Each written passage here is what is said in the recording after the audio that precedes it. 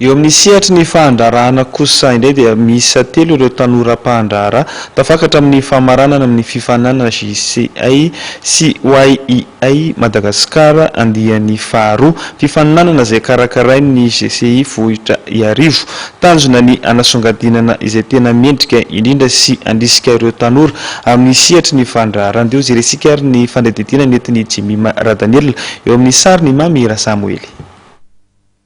Raha folo ireo mpifaninana tamin'ny lalao fifaninanana tanora mpandraharaha mendrika indrindra izay karakarain'ny GCI vohitra arivo amin'ity lalao andian'ny faharoa ny Jeune Chambre Internationale Creative Young Entrepreneur Award ity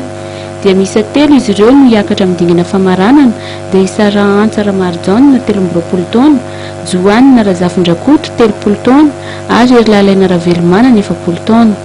Tanjona ny anasongadinana ireo tanora mendrika. Mampirisika ny tanora ihany koa ny tahaka izao hiditra amin'ny sehatry ny fandraharana raha nambaran'ny Andra Samuel ilay nahazo ny loka tamin'ny andiany voalohany lalao tamin'ny taondasy.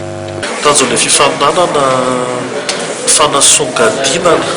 an'izay tanora mendrika anana ny toerany ary ihany koa anampiany JCI anazy anampy kokoa ny fivoarany eo amin'ny sehatra manodidina anazy ary eka ka ho avy ihany koa ny fanjakana sy ny manodidina koa anampy.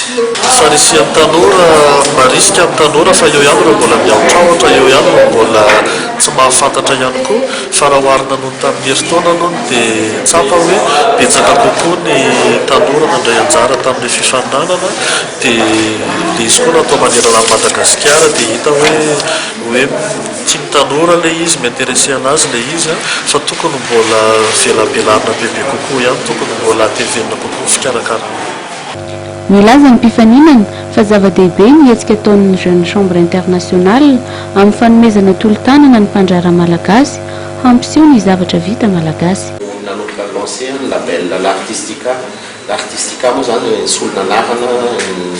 chef lalaina le izy dia nanomboka telopolo taona mandeha irery chef lalaina tsy miasa amina restaurant tsony tsy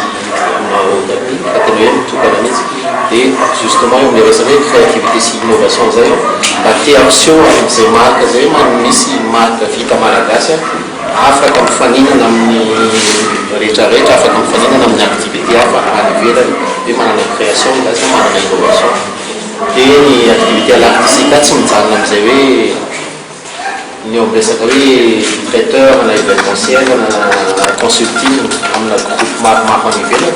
fa eo koa dia mieritreritra hoe anatanteraka hoe resaka hoe les projets humanitaires reny mba hoe manampy ny ankizy tanora mety tsy afaka mianatra any na école hôtelière na zao zany dia mba ezaka mba hanampy areny tanora reny zany izarany traikefa.